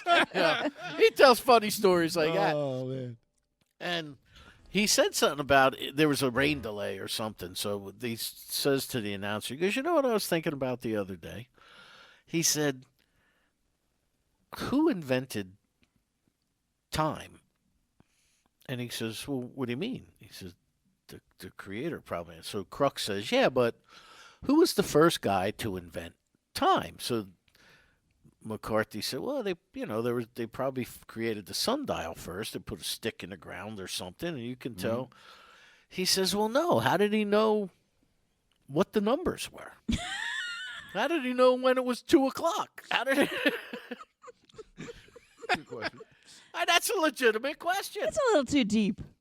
Well, but this coming from a guy from Sure. West Virginia who, when asked if he would accept a trade to the Colorado Rockies, said no. There's not enough air, not enough oxygen there. And if I don't have enough oxygen, I don't feel comfortable drinking beer. And if I can't drink beer, I don't want to be traded there. That's a progression, all right. Wow. Him and I think a lot alike. Kruk. Mm-hmm. Kruk and I. That makes sense. So Baby New Year here maybe she can shed some light. Yes. That kind of thing. I can't even look at it. Oh my God. What I put on Facebook too, with all the GPS, all the ways of getting places, all the capabilities and stuff. Has anybody located Kingdom Come yet? From here to Kingdom Come. Seriously, dude, you could get sent there for so many reasons. Your Not parents there loved for so it. many reasons. That's right. Dang. Nobody's ever found it. No. Or they haven't come back. Oh, come back, right? Come They're back. there, but they ain't come back. Come back. That's like Or they come back and don't want to share. That's like cahoots. You can never be in cahoots alone. Yeah. Yeah. think That's about true. Cahoots, that's true. It's very deep. It is. It's Yeah. very deep. Well, I'll be Getting dipped in buttermilk. philosophical. See? Butter, yep. Deep fried. Butter my butt and call me a biscuit. That's right. No, Oh, We're no. going southern on Not this. it. Oh, no. Not it. Let's call you Butter. You're on a roll. Madison found that funny. Bless her heart. Oh my How's it God. going Butter's over there? butt I'm calling with Baby you New Year. Whoa, Baby New Year surfaces again. This time she got butter with her. Oh, Let me have your websites and everything again. sure. It's www.johnderosamusic.com. And www.upwardsentertainment.com. There we go. All right. Nice. We'd love to hear from you. Actually, follow us on Facebook, man. I'd love to Yeah. see from you. Yes. Love to see from you. See. That's right. And July 4th, you can see me behind the drums with these guys. Maybe. Oh, nice. Maybe. Oh, yeah. That's I'm right. just putting that out there. I felt alone. Well, you know, Aw, he hasn't hired me for it, so I don't know if I'm going to be there either. You know. Wow. If I'm there, you're there. He's a rough one. They haven't. That's all, folks.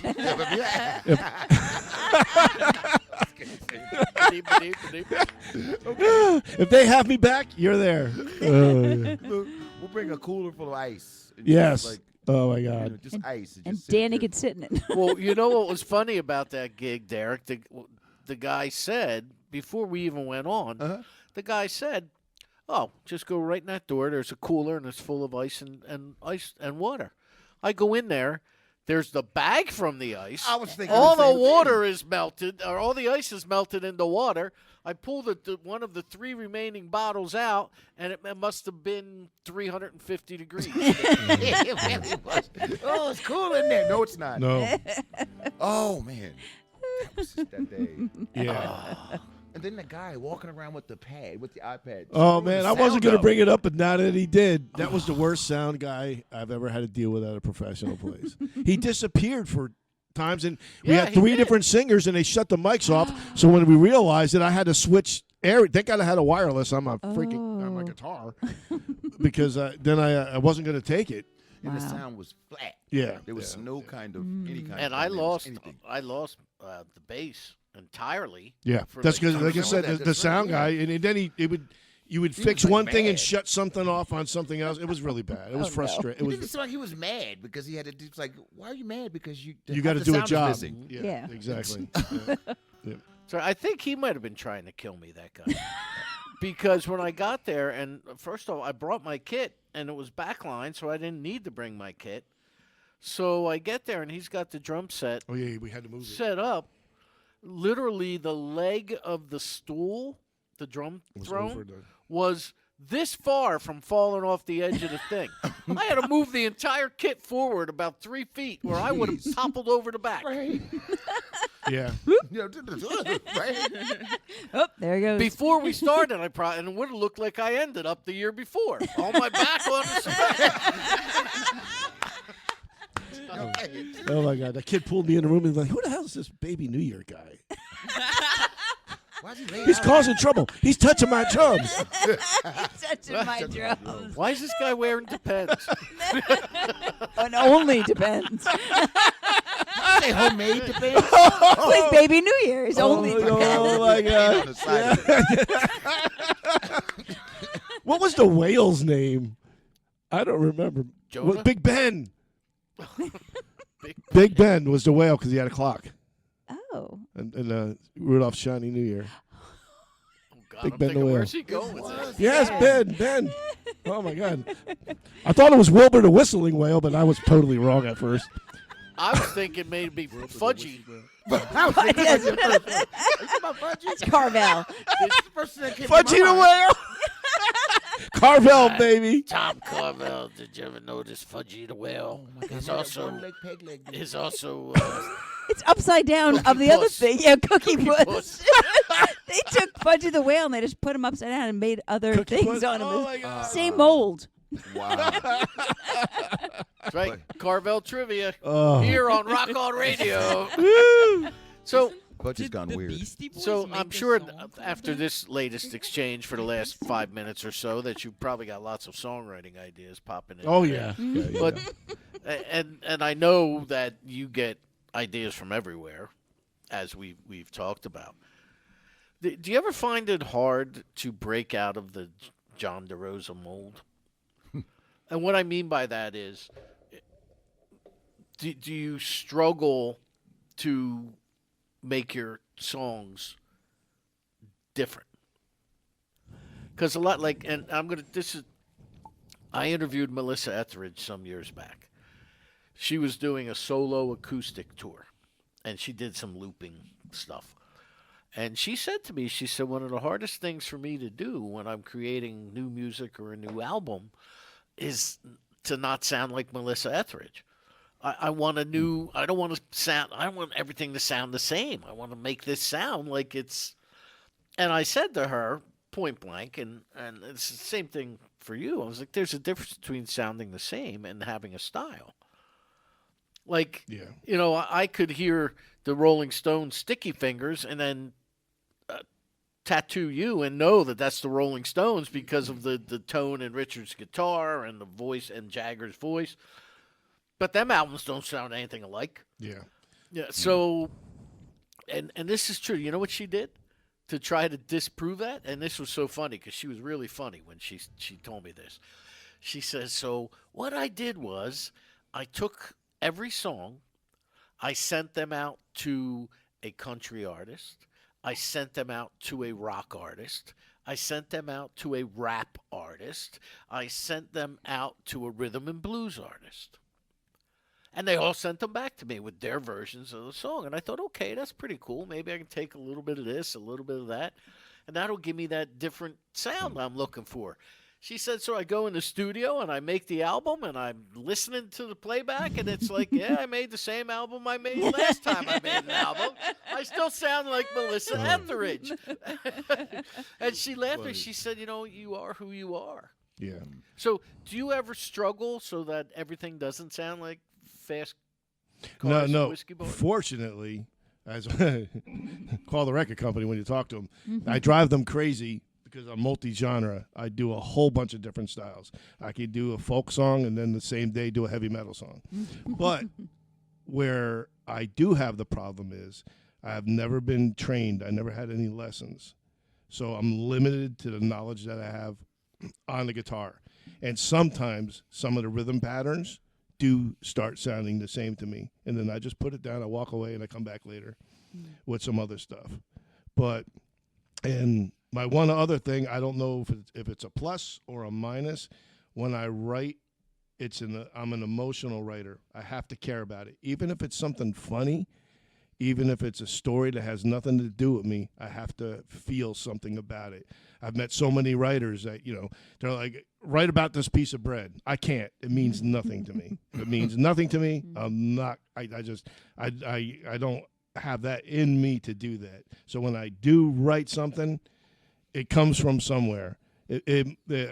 Fast cars and whiskey bars, that's a fun line dancing, fun song. But somewhere in that song, there's a truth that meant something to me. Nice. So, Okay. Well, I like fast cars and whiskey bars. Not necessarily in that I'm order. sorry. Supermodels, Right. right? Yeah. The new year. I like all kinds of things. Right. Actually. Nothing wrong with that. Right. What did you do, Derek, before you became A performer? Yeah. My story is a little different. I have always known. My first solo was I was 5 years old. Oh. It was Oh Holy Night, believe it or not. Nice. And it's funny because when I accepted, I walked into my music class. I remember this like it was last week, dude. It's the craziest thing. Wow. I'm sitting in class, and these people, my music teacher's trying to have people sing certain solos of the songs. And I'm sitting there like, so he goes, what's wrong with you? I was like, they can't sing. And he goes, oh, you can. And I said, I can.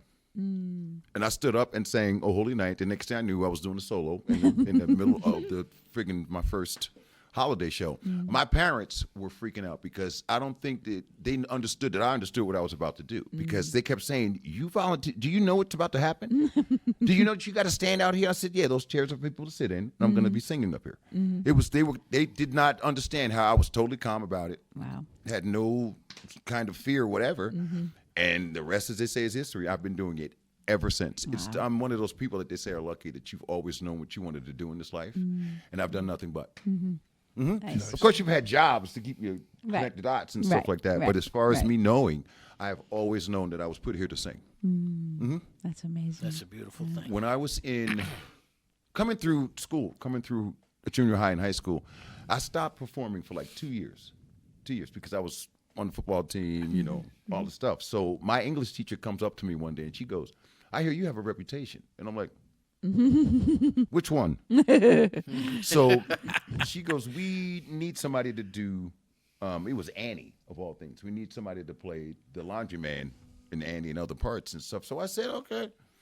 I walked out on the stage, and it was like something was just, my whole body started up, started tingling. And that was the last time I've ever stepped away from performance, ever. And have not done it since. Nice.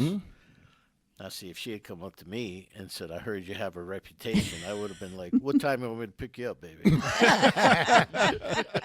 no, it was a guy. Oh, wait, no. Then It was a guy teacher. That should have been my inside voice. It was a guy teacher. Oh, it was a guy teacher? Yeah, it was a guy Oh, all teacher. right. Yeah, I don't think he was. Oh, my God. You didn't specify that. I said he, right? I thought I said he. I don't know. I did get the impression it was female, I think, too. No, actually. And it seemed to me that the guy's nose and his glasses were connected. Oh, you had them fake ones? So when you take it off, the nose comes with it? Like Harper Markson would have. Groucho Marx? Thank Yeah, you. that's Groucho with the whatever. And it looked like it was always attached to his nose. Oh, that's funny. The way, I guess the way it was fit in his face, they were so used to it that it like sank in. So I'd always go like. Are you born like that? It was the strangest thing with this guy, but yeah.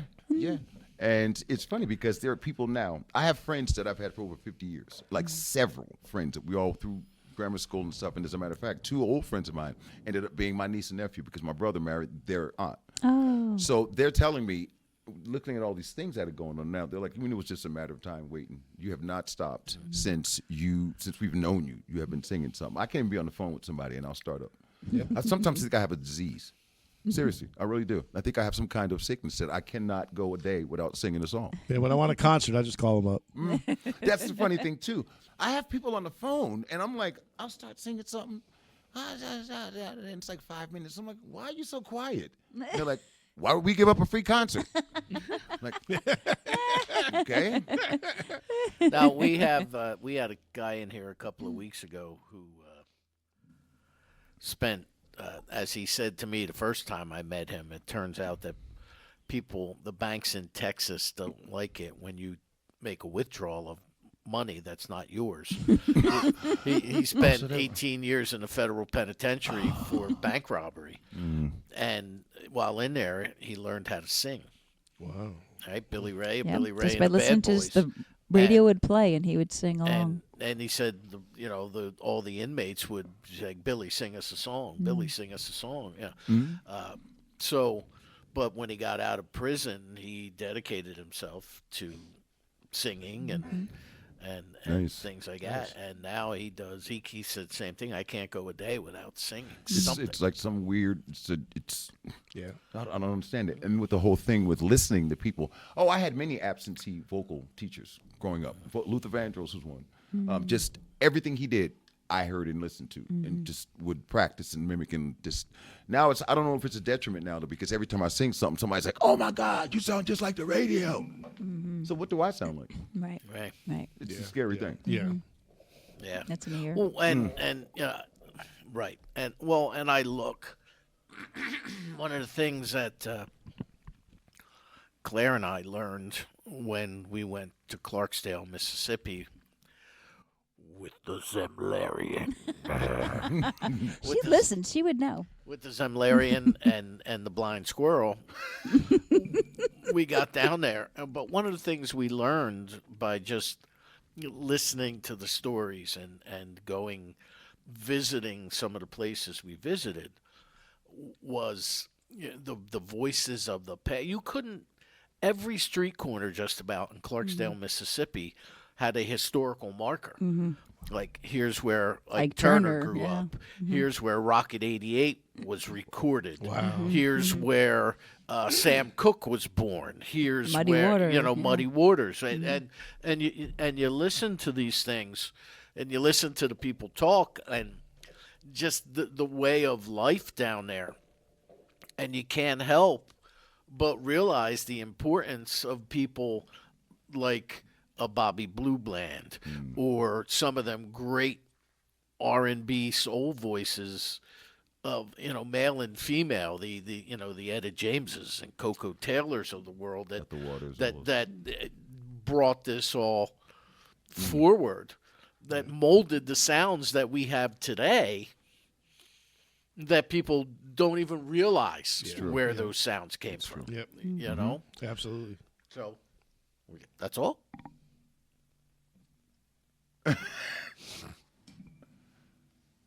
7. Oh gosh, we got 7 minutes left. That went fast. I know. You guys want to do another one live, or do you want us to play? You want to do it? It's up to you. Yeah. We're here. Let's do it. All right. Which one? Let's do Under the Boardwalk. They already heard 3 or 4 of my stuff. You're not gonna do up on the roof? No. No, let's do it Under the Boardwalk for you. I'm gonna have to learn how to. Keys, man. What can you play? G. That's a normal one. We have John DeRosa and Derek Baker here, and they're going to do one more live one for us here on Rock On Radio.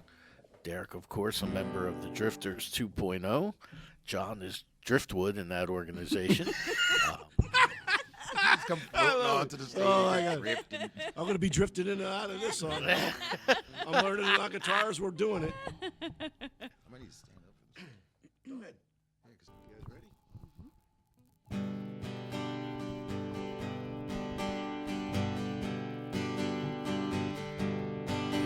When the sun beats down and burns the tar up on the roof,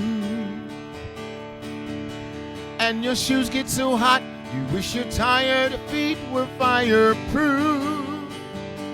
Under the boardwalk, down by the sea, yeah, on a blanket with my baby is where I'll be.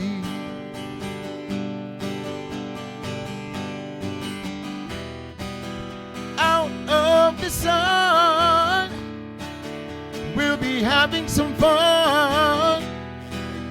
People walking above, we'll be falling in love under the boardwalk, boardwalk. And from the park you hear the happy sound of the carousel. Ooh, and you can almost taste the hot dogs and French fries they sell under the boardwalk down by the sea. Yeah, on a blanket with my baby is where I'll be. Out of the sun, we'll be having some fun. People walking above, and we'll be falling in love under the boardwalk, boardwalk.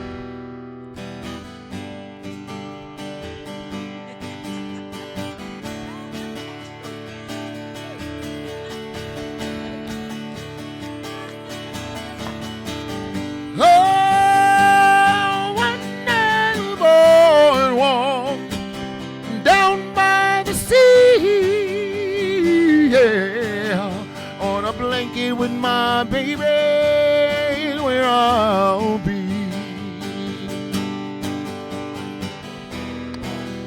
Out of the sun,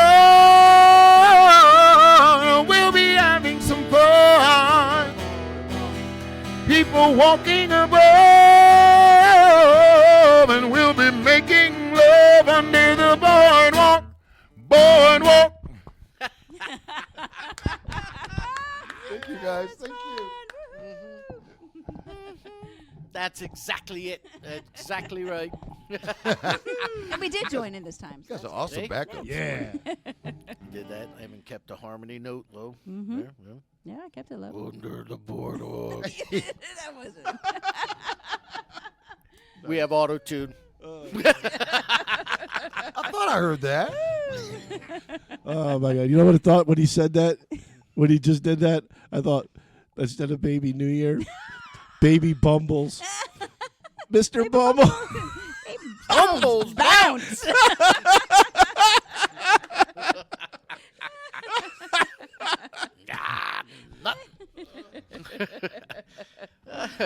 Well, John, again, your websites. www.johnderosamusic.com. www.upwardsentertainmentllc.com. Well, thank you guys Nice. for making the trip. Brand new Christmas release. You're welcome. Thank Thank you you. so much for Release having the us. Doves, which can be It's found great. everywhere. Everywhere. Every All you got to do streaming is look up John DeRosa, Release the Doves. It will come up. Nice. Karen, thank you for the choreography. Woohoo! We did. And Madison, did you get that? Did you get our choreography? Oh yes. All right, Madison. Nice. That's it. That's all you have to say about that. Yeah, I'm just thinking about how I need to tell Claire Cookie Puss is a Beastie Boys song. It was their debut Oh, single. got you. Because they watched that commercial. I Oh, didn't and know they you never guys were realized talking that. about it. Oh, With Tom Carvel. See, I don't know many of the Beastie Boys songs, so that's right. But I trusted you. I just, Thanks, you know, Claire. I'm like, I don't know. To me, it was a song. I So, don't know. Cookie Puss was the Beastie Boys' first single, and what was the name of the punk band that did "Stand by Me"? Pennywise. Pennywise, like the Stephen King clown from It. Right. So, I'm going to assume that you're well versed in punk. Yeah. Okay. pretty. I'm not an expert. I wasn't alive. per tomorrow se, but- tomorrow morning, you know who I'm interviewing? Who? Marky Ramone. Get out of here. Are you serious? Look at her Correct. face. 9 a.m., which surprises me. Yeah. Remember the Whoa. Ramones. Like, see, I mean, that must be time when he plans on coming home. Well, guys, thank you, man, for making the trip Thank you for having down here to the hinterlands, coming from your hinterlands to these hinterlands. Thank you. Thank you for having Straight us. shot. So happy to So- be here. And again, release the Doves on all listening platforms. John DeRosa, Derek Baker. Thank you, guys. Next you. week, what do we have next week? I forgot to look before we. Did you forget to look? It's blank. Oh, it's blank. No, it's blank because next week is Thanksgiving and we're taking a week off. Oh, we are? Yeah. I get off next week? Yeah. That's so exciting. I thought you had somebody on Thanksgiving. Oh, okay. No, I never had anybody on Thanksgiving. Okay. So You I didn't? might just be here by myself. That's Looking okay. at Bruce, looking at that, like your buddy Bart that didn't show up. He's like Tiny Tim. There's a chair empty by the fire.